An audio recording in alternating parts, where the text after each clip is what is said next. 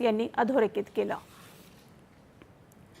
नवी दिल्लीतील लाल किल्ल्यावर लोकसभा अध्यक्ष ओम बिर्ला आणि केंद्रीय संस्कृती आणि पर्यटन मंत्री गजेंद्र सिंह शेखावत यांच्या हस्ते 6 दिवसांच्या राष्ट्रीय सांस्कृतिक आणि पर्यटन महोत्सव भारत पर्व 2026चं उद्घाटन करण्यात आलं।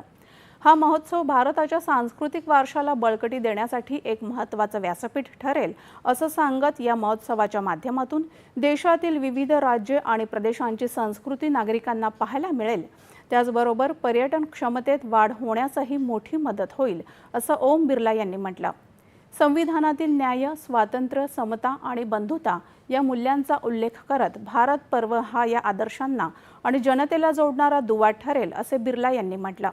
या महोत्सवामुळे देशाच्या परंपरा, लोककला, हस्तकला, खाद्य संस्कृती आणि पर्यटन स्थळांची सखोल ओळख नागरिकांना होईल।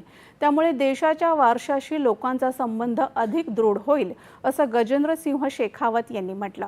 या महोत्सवात 34 राज्य पर्यटन मंडळाचे पॅव्हेलियन, 24 केंद्रीय मंत्रालयांचे स्टॉल तसंच देशभरातील अग्रगण्य संस्था आणि संघटना सहभागी झाल्या आहेत। कृषी आणि पशुसंवर्धन